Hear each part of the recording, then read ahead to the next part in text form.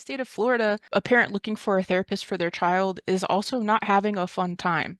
For parents that seek a therapist here, you're either getting one of two things. You're getting a religious therapist, so you're getting a Christian type therapy situation, which is going to be not affirming of gender identity. Or you're getting a therapist that's not religious based, and it is going to be pro gender almost universally. It's extremely hard to find a therapist, I would guess, probably throughout the United States.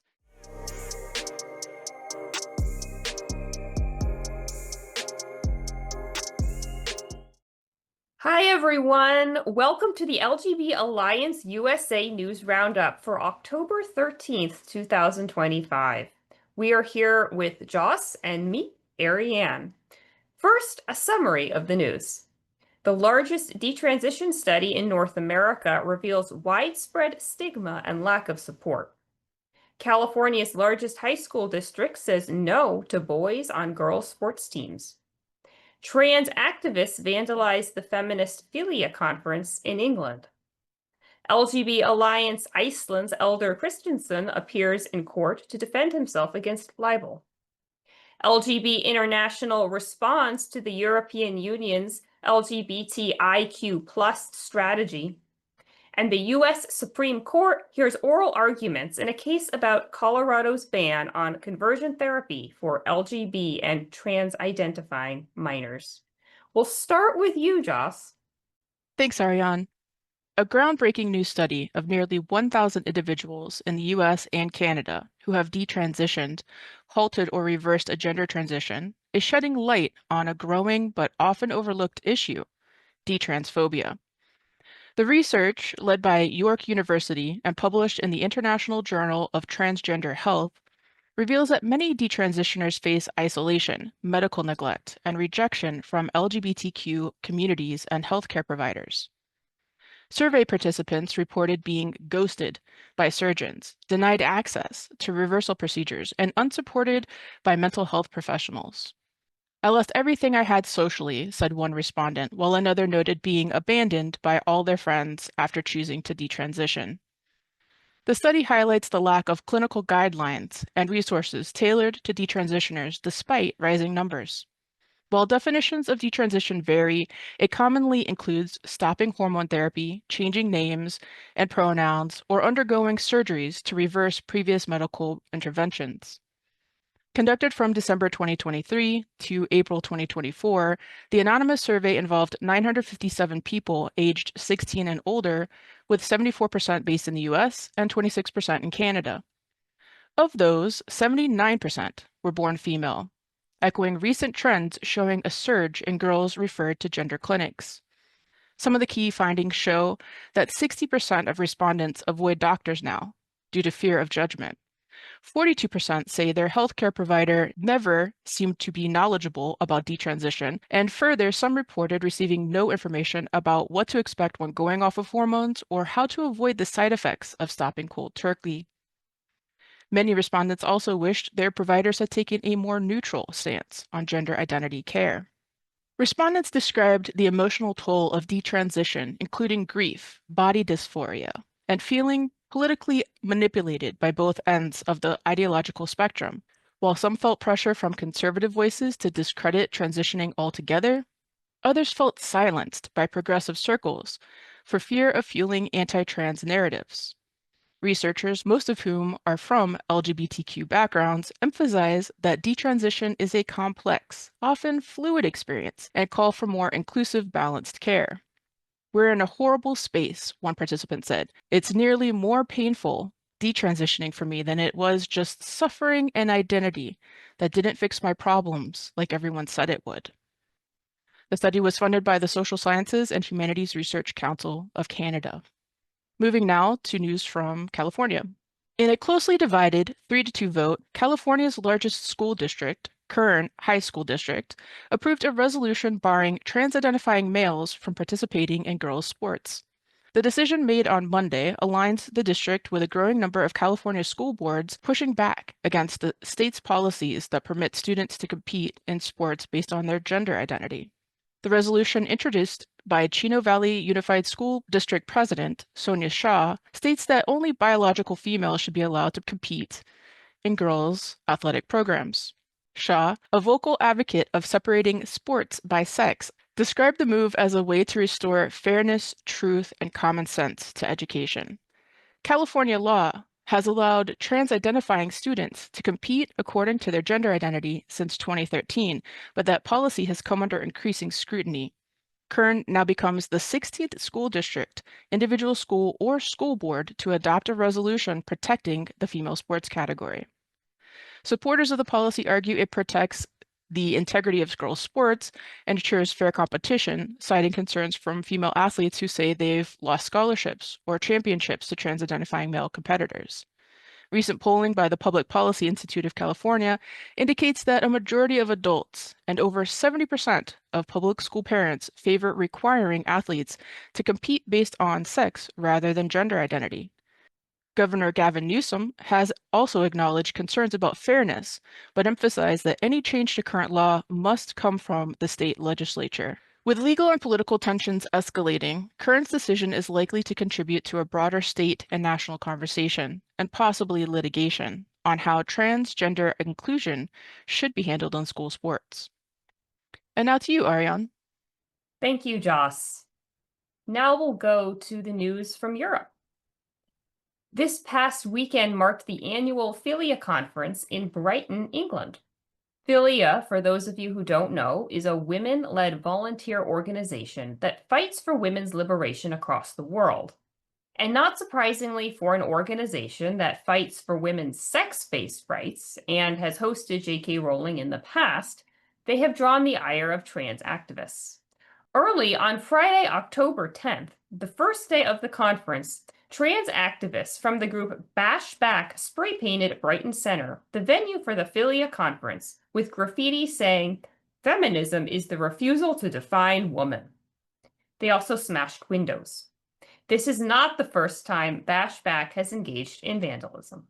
Back in August, they had targeted the office of British Health Secretary Wes Streeting by smashing windows and spray painting another window with the graffiti, "Child Killer," presumably a reference to suicides of trans-identified minors. And that's just one trans activist organization. There have been innumerable other examples of trans activists using violence to intimidate opponents of trans ideology. That includes feminist opponents. For example, in 2023, Women's Declaration International USA required police protection against trans activists during their annual convention in San Francisco. And I was there at that convention to note the vandalism, intimidation, and even theft the TRAs engaged in. And of course, there are LGB targets of TRA intimidation as well. Last year, TRAs released crickets in the middle of the UK LGB Alliance's annual conference. And that's just a few examples. One would think things would now be better in the UK since their Supreme Court ruled earlier this year that a woman is a woman. But the protests at FiLiA's conference throw that into question. In fact, on October 10th, lesbian feminist Julie Bindel wrote an article for The Telegraph called, quote, "For the first time in 21 years, I am truly afraid of what the trans activists will do next," unquote.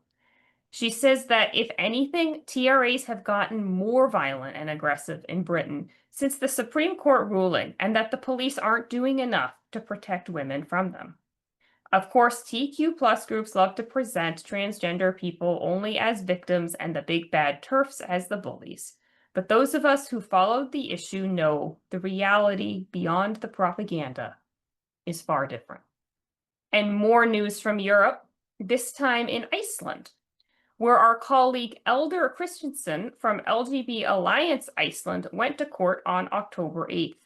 He is suing the Icelandic National Broadcasting Corporation and the reporter Bergstein Sigurðsson for defamation following statements they made during a political campaign Eldur was running in.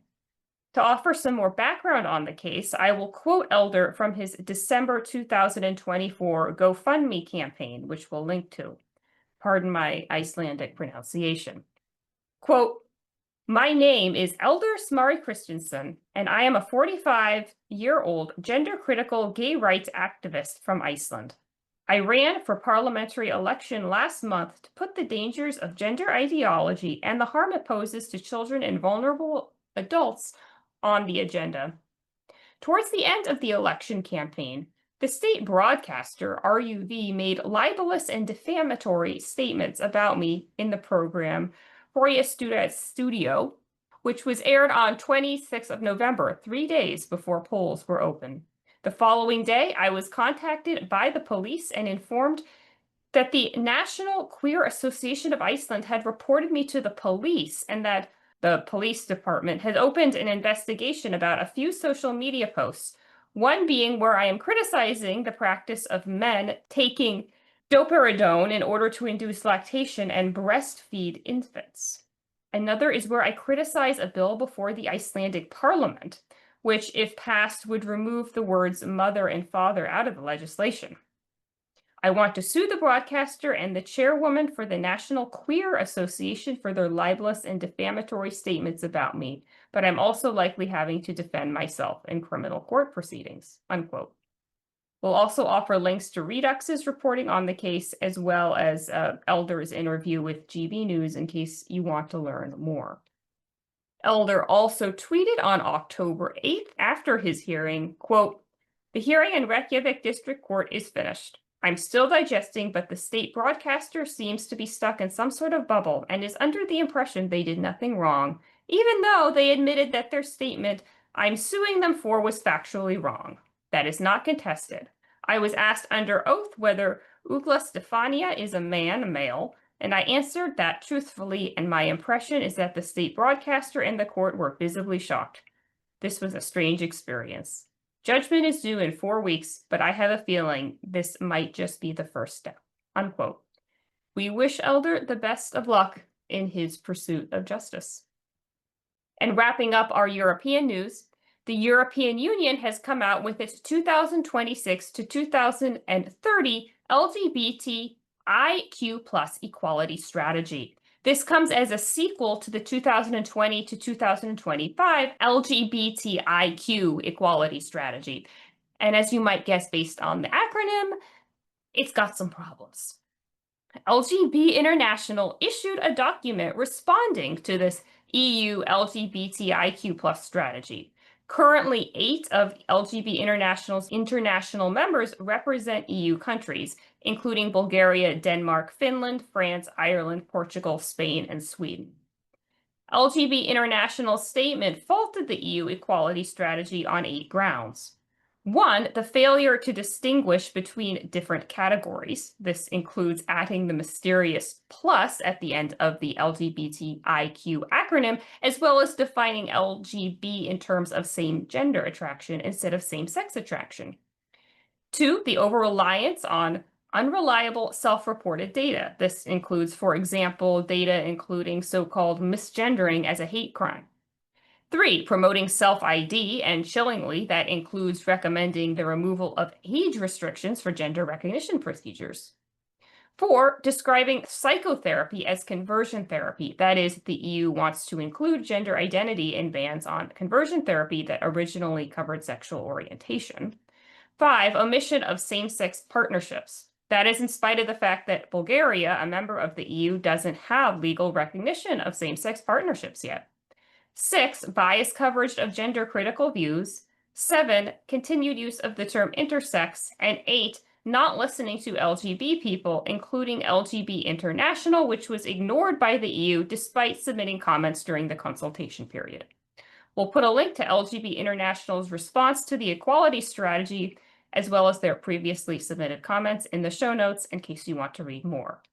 On the other hand, ILGA released a statement faulting the EU for not going far enough with its equality strategy, saying the current strategy falls short of the ambition of the previous 2020 to 2025 strategy. ILGA said, quote, "A fit-for-purpose strategy to meet a shifting political landscape marked by regression on equality and fundamental rights should have included plans to tackle remaining legislative gaps on freedom of movement for all LGBTI people and their families, and concrete plans on how to work towards fully protecting trans, intersex, and non-binary people in EU law contexts." Further, and most crucially, it should have a firm commitment to use all terms at the Commission's disposal when member states violate the fundamental rights of LGBTI people. Instead, many of the actions in the strategy are likely to be cosmetic and fail to impact the lives of LGBTI people in any tangible way. Unquote. As you might know, LGBT Internationals has a goal, which is to counteract the influence of ILGA. And as you can see, that's what we've been trying to do here. As ILGA pushes the EU further towards the gender abyss, we are here to talk the EU back into sanity. So now moving back to the US Supreme Court heard oral arguments in the Childs versus Salazar case. This is the case that will rule on the constitutionality of Colorado's ban on so-called conversion therapy for LGB and trans-identifying minors by licensed mental health professionals. The plaintiff is Kaylee Childs, a licensed counselor challenging the law on First Amendment grounds.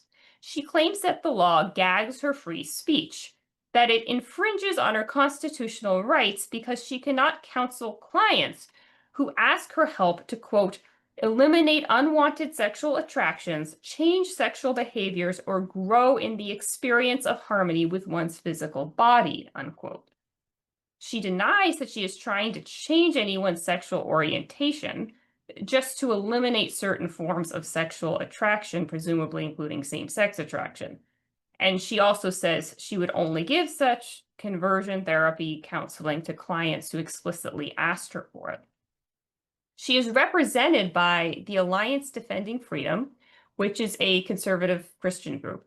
The state of Colorado, by contrast, argues that the ban regulates professional conduct rather than free speech. Before this case reached the Supreme Court, it was taken up to the District Court and 10th Circuit Court, both of which ruled against Childs in favor of the state of Colorado. It has since been taken up to the Supreme Court, and it sounds like the feeling from outside observers is that the Supreme Court is likely to rule in favor of Childs against Colorado, but we'll see. Now, in order to explain the stakes in this case, I'm going to have to jump right ahead and give some of my own commentary. On one hand, there's no question that Colorado's law against so-called conversion therapy is horribly written because of its inclusion of gender identity. This law makes it difficult, if not impossible, for therapists to treat minors with gender dysphoria without affirming their identities, including trans identities. Aaron Friday, the lawyer from the parent group Our Duty USA, an opponent of conversion therapy for LGB people, has talked about how a similar law in California made it difficult for her to find any counseling for her trans-identifying daughter, who has since desisted. Aaron Friday described her frustrating experience to the New York Times in a recent article on the Childs case. She said, quote, you call for help, and then you call around, and then you try to get any doctor in California to help you with your severely depressed daughter. And all you get are affirming doctors that are telling you that you need to now accept your son, your newly minted son, unquote. That said, I have concerns about embracing the plaintiff's argument in its entirety, especially when it comes to the challenge on the ban of conversion therapy for same-sex attraction. Here is the crux of the issue. Licensed therapists are bound to give their patients accurate information. The problem with letting a therapist promote so-called treatments to eliminate homosexual or bisexual attraction is that there isn't evidence that such treatments work, while there is evidence such treatments cause harm to same-sex attracted patients. In other words, saying you can eliminate same-sex attraction is essentially a fraudulent claim for therapists to make, and free speech doesn't cover fraud. Therapists are allowed on First Amendment grounds to express their own opinions in private, including opinions that don't have scientific support. But that's in private.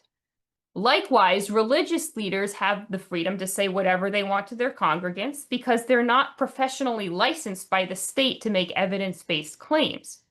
But when you are licensed by the state to offer scientifically supported treatment, You can't abuse that privilege by interjecting your own scientific religious beliefs into that setting. As a therapist, the speech you tell your patient is the treatment. And if we determine that everything a therapist tells their patient is protected under the First Amendment, we are in effect making it impossible to regulate therapy at all. And ironically, that would undermine the case in favor of regulating the transition of kids. Glenna Goldis hit the nail on the head when she stated on her Twitter, quote, "How will we hold therapists accountable for transing kids if SCOTUS protects everything they do as political speech?" Unquote. You could have therapists going around pushing trans identities on kids who are LGB and or gender nonconforming, and then throw up their hands and plead the First Amendment rights to do that. Speaking of Glenna Goldis, she wrote a terrific Substack article about the child's case and its complexities back in April. And we'll put a link to that in the show notes. She talks about the scientific evidence against conversion therapy for same-sex attracted people and the frustrating fact that, quote, "Neither ADF nor Colorado nor the district court judge nor the majority of the 10th Circuit panel applied their preferred speech test to sexual orientation and gender identity separately." Unquote.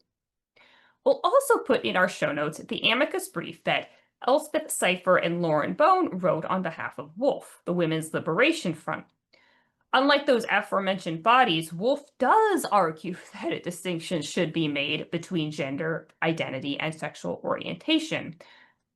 And we'll also include the amicus brief from Our Duty, written by Aaron Friday, who we quoted before, and Daniel Cragg, who also argue for a distinction between sexual orientation and gender identity. Huge kudos for all those people in WOLF and Our Duty for approaching this case with force, but also nuance. And that's very much needed given the tricky situation we are in, where Colorado has banned one form of bad therapy, namely reparative therapy for LGB minors, while mandating another, namely affirmation-only therapy for trans-identified minors. The question is, will the Supreme Court effectively unscramble this egg? So, Jos, what do you think about this case?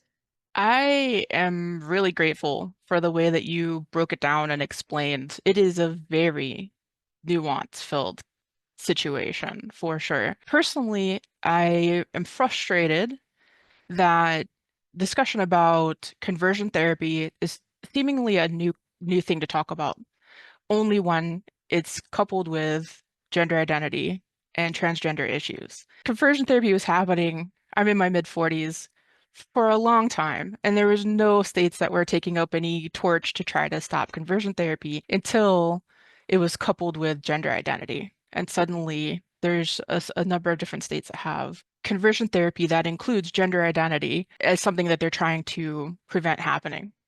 And those two things very well must be separated because they are incongruent with each other. To affirm someone's gender identity, especially for a dysphoric, possibly a child with internalized homophobia, to affirm a gender identity is to convert that potentially gay child out of their true sexuality. So these things are incompatible, and to have them coupled, like I really don't know how this will get parsed out in the courts, just because they are coupled together.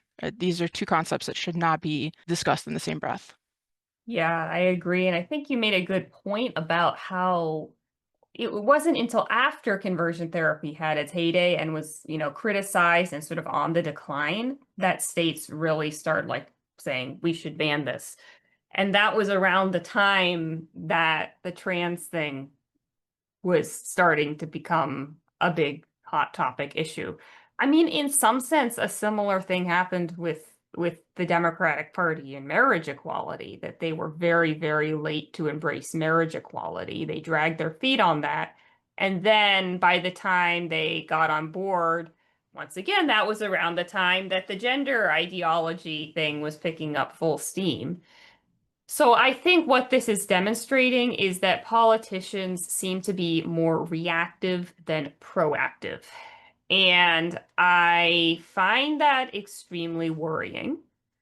And I also find it troubling to think that maybe the Supreme Court is also going to be more reactive. And like I said, outside observers are kind of thinking they're going to rule in favor of Childs. I think Neil Gorsuch, kind of was in his question or in his questions was trying to indicate that he considered the Childs had sort of a free speech right.